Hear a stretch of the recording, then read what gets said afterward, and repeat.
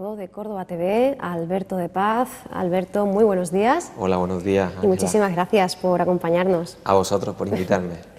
Alberto de Paz, pianista, compositor, profesor, pianista acompañante en el Conservatorio Profesional de Danza Luis del Río, profesor de música y artes escénicas por oposición, artista con todas las letras y virtuoso, pero también emprendedor y constante. Alberto, ¿alguna vez has afirmado que dedicarte a lo que te gusta y vivir de ello es todo un lujo? Pero desde luego en esta ocasión lo es para nosotros poder contar aquí contigo desde aquel aporrear de teclas en la banqueta del piano junto a tu padre a convertirlas en esa prolongación natural de tus dedos, en una simbiosis casi armónica, metamórfica, que nos da la sensación de estar ante un hombre piano, podríamos decir. Lo cierto es que ha llovido mucho, ¿no? Ha pasado mucho tiempo y a pesar de tu juventud, pues has aprovechado casi los días, las horas y los segundos. Pues muchas gracias. Me voy a poner todo esto que me has dicho por la mañana cuando me despierte para motivarme con el nuevo día. Pues la verdad que han pasado muchos años, han pasado hasta y tanto y bueno, como siempre digo, gracias a mi madre, porque fue la primera que... Mi padre era pianista, pero bueno, murió cuando yo era muy pequeñito. Y mi madre, pues bueno, entre que me quería inculcar lo que había sido mi padre y quería otra salida también, además de estudiar en el colegio, pues me metió en el conservatorio y a mí no me gustaba. Yo siempre se lo digo a la gente cuando dice, oye, ¿y esto desde pequeño te vendría? Y digo, ¿qué va? Si a mí no me gustaba nada, pero además estaba allí pin y ya a fuerza de palos, pues a los 4 o 5 años ya empezó a gustarme y como siempre digo hoy en día, si soy quien soy o aporto lo que puedo aportar, pues el 99,9 periódicos es gracias a mi madre, ¿no? Desde luego el componente ambiental, ese caldo de cultivo en tu familia no podría ser más sugerente, más inspirador. Una hermana profesora de danza, antes pues un padre que había optado efectivamente por los estudios de piano y una mamá que bueno, pues, se preocupó por encaminarte y por ofrecerte esa salida, ese sendero que tú pues gustosamente has continuado con pasión, con vocación, día a día. Me pregunto, Alberto, si no habrá también una sensación cada vez que te subes a un escenario, que te sientas frente al piano, pues ese sentimiento o pues ese reflejo de estar manteniendo, preservando un legado familiar, teniendo en cuenta además que esa figura paterna pues, se marchaba demasiado pronto, ¿no? Ajá.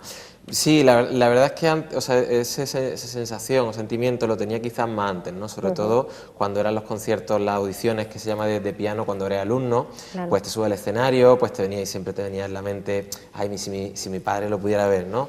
Pero es verdad que va pasando el tiempo y esa figura la nota a tu lado, pero ya es parte de ti, entonces ya no piensas tanto, salvo cuando haya un logro grande, pero a veces te subes pues dependiendo del sitio, lo que haces, porque hoy en día, bueno, pues y gracias a Dios, pues puedo aportar mi música tanto al mundo del flamenco como al mundo a lo mejor del jazz clásico, como al mundo de la música de cine, que es donde yo me siento, digamos, más cómodo. Y son diferentes sitios, ¿no? Y al final, bueno, pues llega un momento en que ya te centras en cada cosa porque lo notas el que ya está dentro de ti. Antes como que sí requería esa fuerza como la pluma de Dumbo, ¿no? Que le ayudase a Dumbo a volar, pues en ese sentido como la fuerza, pero ya está dentro y bueno, ya todo lo que encarrilo lo intento hacer lo mejor posible y con su fuerza y su amor, por supuesto, claro que sí. Han sido muchos los motivos para sentir, como decías, ese clímax, esa felicidad y todos los triunfos que quedan por venir, estamos convencidos de ello. Te sumerges en la formación reglada de este instrumento, finalizando los estudios en el Conservatorio Superior de Música Rafael Orozco, bajo la tutela del catedrático actual teniente de alcalde Juan Miguel Moreno Calderón. Correcto. Bueno, y sin olvidar las clases magistrales que recibes de pianistas de la talla de Jorge Luis Prats, Ramón Coll, Hans Graf, Ana Guijarro, Almudena Cano, Antonio Sánchez Lucena, Frank Moll, también ese trabajo con Carlos Fachas, Kiko Franco, Luis Carmona, que bueno, pues te lleva hasta ese Impulse Dance en Viena. Me imagino que de cada uno de ellos se guarda o se conserva un pequeño destello, ¿no? Y que siempre hay pues algún consejo, algunas palabras que siguen manteniéndose en el tiempo, ¿no? Así es, la verdad es que cuando acabas la carrera de grado medio, en octavo en mi época, hoy en día pues sería 4 años de enseñanzas básicas y 6 de profesionales, pues claro, es cuando empiezas a salir fuera de Córdoba con todos los compañeros que hoy en día pues la mayoría son profesores del Conservatorio Profesional de Música y la verdad es que te das cuenta de que no sabes nada. O sea, sabes que todo el mundo en tu casa te dice que bien toca, cuando llega el vecino, cuando llega tu prima, el abuelo, la abuela, la tita, y te dice que bien, y cuando sales fuera y te coges pues alguna clase magistral de alguna persona que bueno, que quizás pues no es tu profesora desde siempre, no es que te hayan enseñado mal, sino que quizás pues es paso a paso, día a día, está también la muestra del cariño, pero alguien de fuera que te ve un profesional que tiene así un respeto y sale a un curso en Madrid con tal o de un curso en Sevilla con cual. Y te das cuenta y dices, bueno, no sé nada, ¿no? Te das cuenta como el trocito del libro del queso, ¿no? Del ratón y el queso. Mientras más se come queso, más se da cuenta todo lo que queda por comerse el queso, ¿no? Mientras más sabes, te das cuenta que no sabes nada.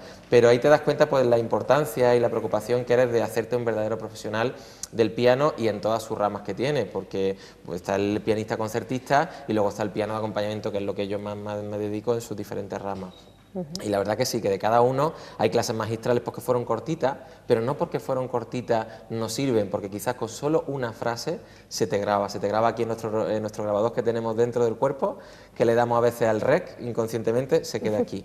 Y hay otras ya, pues como los pianistas que has citado últimamente, que son maestros de danza, de piano para danza, que es mi trabajo actual, con el que llevo desarrollándolo durante 19 años, y la verdad que con eso ha sido un contacto más profundo con ellos.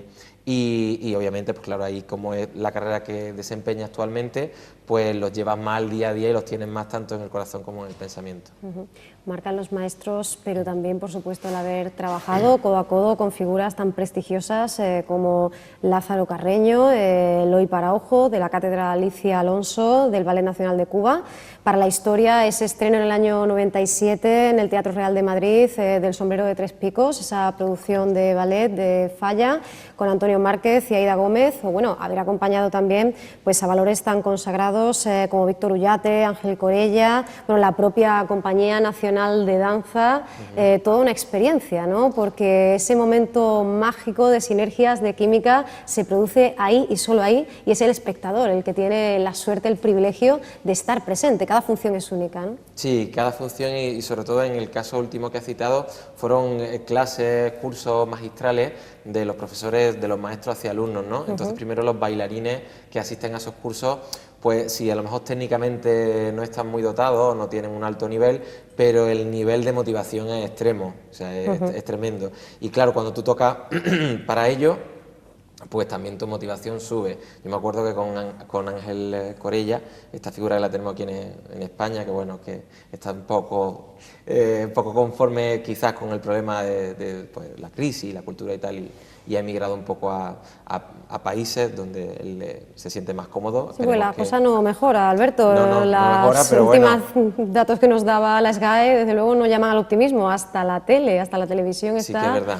en mínimos. Pero yo confío ya que hayamos tocado fondo, que es lo que siempre digo, y que vayamos hacia Sí, arriba. sí, hay que ser positivo, ¿no? Sí. Tenemos que mirar un poco el lado esperanzador de esas cuotas de pantalla y de que poquito a poco pues vayamos repuntando, ¿no? Así es.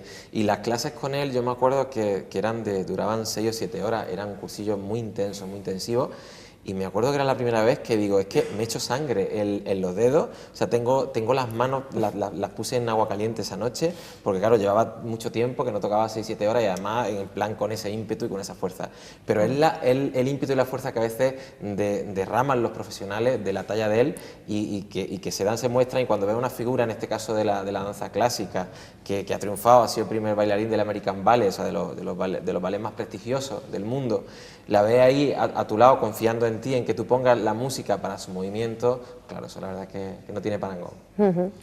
Dada, Alberto, tu versatilidad, esa avidez creativa, antes tú mismo lo has comentado. Nuestros espectadores seguramente se pregunten por qué eliges, por qué continúas esa estela de pianista acompañante. Por supuesto, tenemos que decir que ello conviviendo también con esa faceta como creador, como compositor y también como docente, pero se mantiene, no sabemos la incidencia que puede tener ahí pues esa profesora de danza, ¿no?, que es tu hermana. Sí, sí, la verdad que fue muy curioso el caso, o sea, la gente se creía que era por la profesora de danza, por ser mi hermana, entrar a danza, pero fue todo lo contrario. Yo me acuerdo que acabé la carrera y estando un día en casa me llamaron de la delegación de Málaga y me dijeron que yo era interino en aquel entonces, todavía no había superado las oposiciones, llevaba un tiempo congelada, y me llamaron para un puesto de pianista acompañante de danza en el Conservatorio de Danza de Málaga.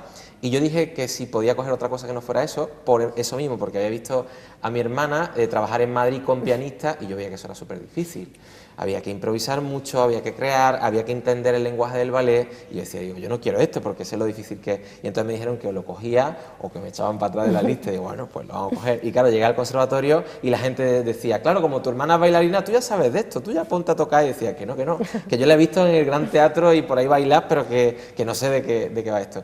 Y así un poco pues comencé, o sea, fue un avatar de la vida que coincidió, pero sí es verdad que cuando empecé pues me entusiasmó mucho y fui investigando hasta el punto de ir al Ballet Nacional de Cuba a buscar un pianista que me pudiera enseñar y profundizar, luego también con Kiko Franco, otro gran pianista dentro del ballet de nuestros conservatorios en España, en Madrid, Luis Carmona, un pianista reconocido mundialmente, y muchos pues que me aportaran y preocupado, bueno, a forjar un poquito pues esta persona que está aquí hoy sentada.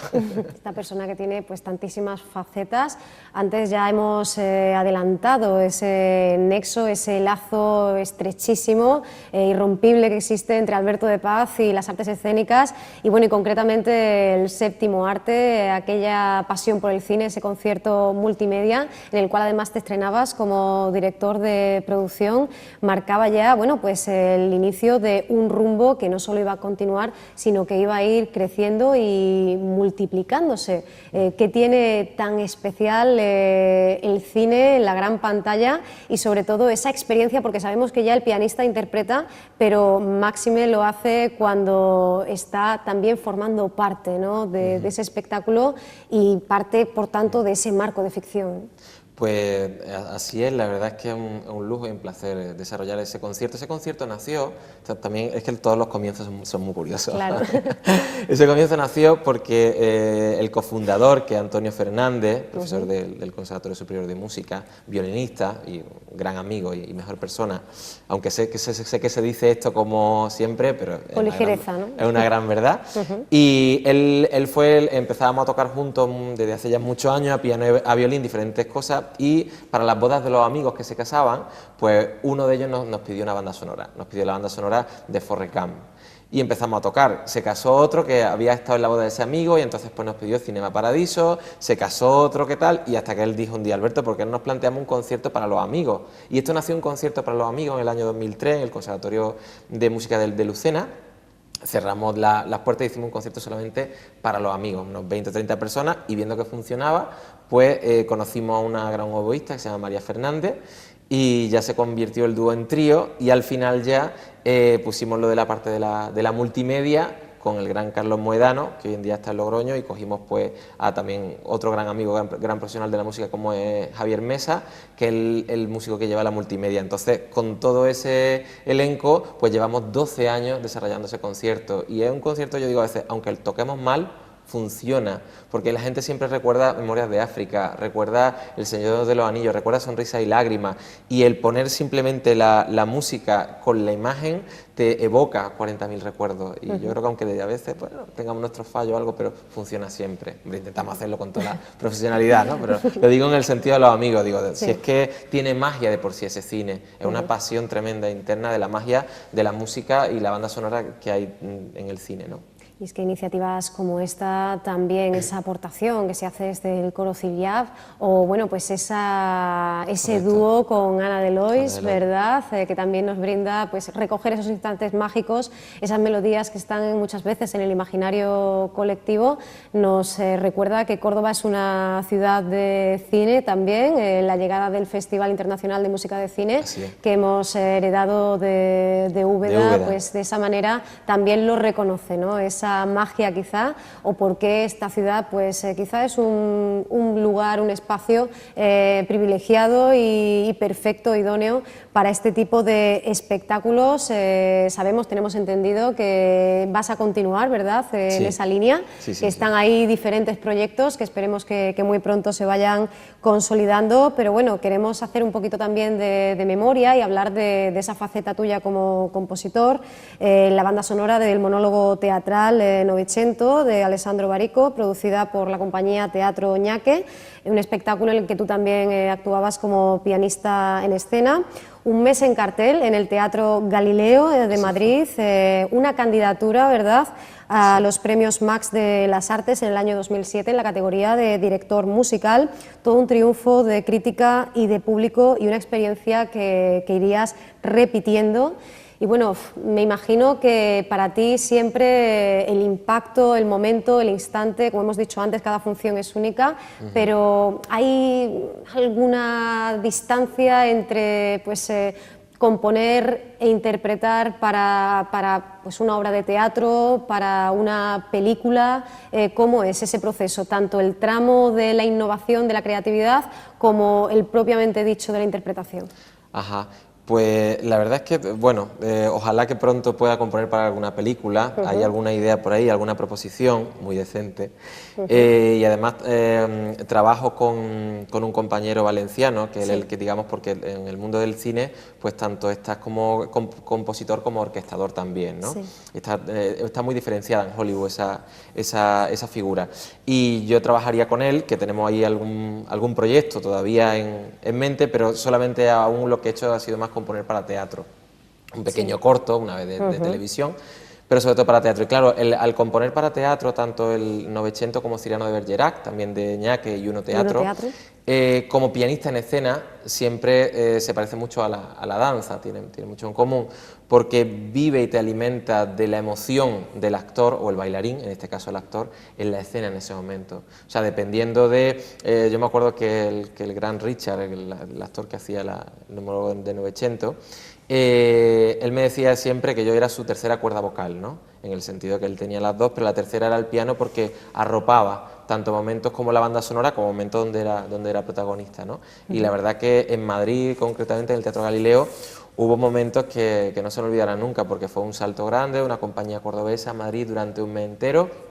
con mucha experiencia y muchas anécdotas, y la verdad que fue mágico. O sea, si lo tuviera que resolver en una palabra que resumir, sería magia pura. Pasión y muerte de Cristo, Pervertimento, como decimos, ya una trayectoria, un bagaje, pero mucho camino por recorrer. Muchísimo, muchísimo, Alberto, eres muy joven además. Alberto, hacías alusión al principio a esa conexión con otras músicas, con el jazz o, por ejemplo, con el flamenco. Y es que más allá de esa presencia prácticamente permanente, en eventos además de la importancia de pues, el festival, el certamen de creación audiovisual de Cabra, por ejemplo, has participado en festivales flamencos de la altura de pues, el Internacional de Cante de las Minas de la Unión de Murcia, la Bienal de Flamenco de Sevilla, el Flamenco de Jerez, o bueno, el nuestro, como no podía faltar, el Internacional de la Guitarra. ¿Cómo te introduces en este flamenco ya hoy por fin Patrimonio Inmaterial de la Humanidad, bajo pues Manuel Silveria, esa tutela que tú siempre has reconocido, ¿verdad? Como tu padrino, el culpable entre comillas, ¿verdad? Y junto a iconos como el Pele o Julián Estrada, con el que, por cierto, pues grabarías, ¿no? Ese álbum discográfico. Grabamos un disco en el 2003, Un Mundo Nuevo, que la verdad que fue también una gran experiencia, mi primera experiencia grabando un disco, aunque fue por una colaboración en un par de temas, pero la verdad que es una experiencia muy diferente grabar a tocar en directo, ¿no? Y la verdad que fue él el culpable. Yo nos conocimos porque era compañero mío del conservatorio y él siempre, pues bueno, quería para el mundo sobre todo el Pele y la Zambra, que el Manolo Caracol, ¿no? Que él veía con él con el piano con Arturo Pavón, pues él siempre lo veía en mí, bueno, pues algo le gustaría, no sé, que él se emperró en que fuera a ciertos ensayos y conociera esa música. Yo es verdad que reconozco que el flamenco me gustaba, pero nunca me había llamado mucho la atención. Pero claro, la verdad que estás con artistas de la talla de Manuel Silveria, del Pele, de Julián Estrada, de Luis de Córdoba, pues son artistas de una talla que, claro, aparte de verte pequeñito, pero todo te hace ser motivante, ilusionante para poder trabajar o aportar lo mínimamente que pueda a la música y al flamenco tan universal que hacen ellos, ¿no? Y tan bien hecho, porque la verdad que lo hacen muy bien hecho. Una vez más se demuestra, ¿verdad?, que el piano y el flamenco, ¿verdad?, tienen un latido común, tienen un sentir que combina maravillosamente. Y bueno, aprovechamos esta química para trasladarte la siguiente pregunta. ¿Conviven también de una manera tan armónica? ¿Hay una relación bien avenida entre el Alberto de Paz, docente, el compositor y el intérprete? Porque son facetas que hasta cierto punto pues implican, ¿no?, toda una serie de condicionantes. Sí, la verdad que eso es muy diferente. Depende del tiempo o depende del momento, del año, pues está uno más fuerte que el otro. O sea, yo siempre digo que ahora está un poco más centrado el compositor, está más centrado el intérprete, pues se deja un pelín de lado, pues estoy en la clase de danza, digo, uy, me tengo que reforzar aquí y tal, entonces refuerzo el otro y digamos que bueno, conviven las tres, pero a veces se quiere a uno más que a otro. Es muy difícil que las tres tengan un gran nivel, pero bueno, intento siempre, por supuesto, llevar todo para adelante y desarrollar mi trabajo y desempeñarlo con toda la profesionalidad posible, claro que sí. Y si nos quedamos con como uno de esos puntales, de esos vértices, el aspecto puramente docente, bueno, has colaborado en cursos del Instituto de Educación Musical, también impartidos en el Escorial, en conservatorios como los de Salamanca, los profesionales como el de Linares, Sevilla y Córdoba, el Superior de Danza en Madrid, Málaga, profesionales de danza en Granada, Albacete, Alicante, siempre intentando mantener ese equilibrio entre la necesaria disciplina, la enseñanza de una técnica, pero haciendo hincapié en la importancia de la improvisación. Tú antes hablabas de esa improvisación que es como una especie de suero de la verdad, ¿no? Así es. La improvisación es muy musical, en este caso, es importantísima, digamos, para el mundo de la danza, bueno, los jazzeros, por supuesto, para el mundo también del flamenco, el conocer el mundo de la improvisación, pero siempre se ha creído que era solamente un terreno intocable para ellos, ¿no?, para el mundo del jazz, de la nueva música y demás. Pero lo que el IEM al frente, por supuesto, del gran Emilio Molina, que es catedrático y doctor en improvisación desde España, y que desde que lo conocí hace 13 años, pues me metí con ellos y hoy en día pues tengo el lujo de formar parte de ese gran elenco de profesores que somos varios por España y que defendemos eso. Defendemos la improvisación y la creatividad, pero desde que el niño es pequeño. O sea, desde que el niño empieza a hablar el lenguaje, no es solo interpretar, por supuesto, con la disciplina y con la técnica, eso no se olvida nunca, sino también a poder desarrollar. O sea, muchas veces, yo me acuerdo que cuando tenía pues 20 años, 21, y estábamos en los últimos años de piano, los superiores, decía a lo mejor estábamos en casa de un compañero, oye, Manolito, tócale el cumpleaños feliz, que es el cumpleaños de la tita tal, ¿no? Y no, eso a Alberto que le gusta ir con los acordes, pero tú te planteas, dices que tú llevas 15 años tocando el piano, que tocas Brahms, Chopin, Mozart, y no eres capaz de tocar un mal cumpleaños feliz, ¿no? Y entonces, bueno, a partir de esa necesidad de poder hablar con tu instrumento, igual que me desarrollo aquí, porque a veces hay grandes intérpretes, pero que saben decir con el piano solamente ellos, mi mamá me mima, ¿no?, hablando en su lenguaje. Y hay que saber hablar y disfrutar de nuestro instrumento, en este caso sea el piano, oboe, violín o la voz propiamente dicha, ¿no? Entonces, pues la improvisación siempre, hoy en día, y gracias a Dios también, era el músico, digamos, el artista completo del siglo XVI, XVII, XVIII, el músico, como los grandes compositores, eran compositores, improvisadores e intérpretes. Y todo eso se perdió en el siglo XX y un poquito lo que queremos es recuperar esa formación integral del músico, que es lo que se llama y es lo que verdaderamente como músico debe de ser. Investigador incansable, desde luego, de esas nuevas vías, ¿verdad?, para enseñar y también para continuar aprendiendo, enriqueciéndonos con ese día a día también con los alumnos. Podríamos hablar de otros muchísimos proyectos, ese curso online con la Sociedad Leeds Codali en España, proyectos didácticos vinculados directamente con la música de cine, algún plan de alguna publicación editorial, ¿verdad?, que continúe poquito a poco, ¿verdad? Vamos poquito a poco, pero bueno, ahora que además nos tenemos que ir ya, es una pena porque estamos aquí muy muy a gusto hablando contigo, Alberto. Yo también. Pero bueno, pues queremos dar entrada a ese show de Alberto Paz, que vamos a ver además una promo magnífica a continuación. Pues la verdad que este show es la mezcla, un poquito de todo, pero en el plan artístico, escénico, ¿no? Sí. Y farandulero, como yo digo.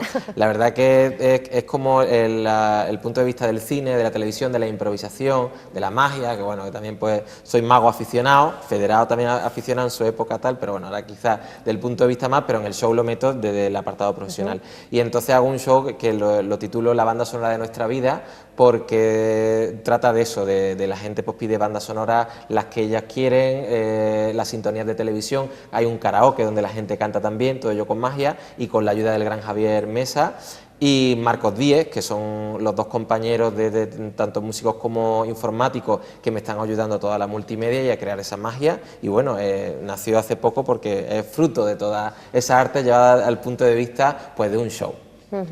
Bueno, pues que nadie se lo pierda y, por supuesto, tomemos buena nota, ¿verdad?, de esas futuras citas en las que podremos disfrutar de la magia de Alberto de Paz, bien pues dedicándose bueno, pues a la actuación, a la interpretación o a esos trucos propiamente dichos, sí. Bien a lo que hace cada vez que se sienta delante del piano con su talento, su creatividad, su virtuosismo. Alberto, te deseamos de corazón que todos esos proyectos se vayan plasmando, se vayan concretando. Muchísimas gracias. Te pedimos, por favor, que vuelvas a acompañarnos en breve para que sigamos actualizando toda esa información y claro esa trayectoria que no se detiene un segundo. Claro que sí, cuando queráis aquí me llamáis y aquí estaré otra vez, ojalá con nuevos proyectos o con la maduración, ¿no?, de todos los proyectos que llevamos a cabo. Pues muchísimas gracias, Alberto, y muy buena suerte. Gracias, Ángela.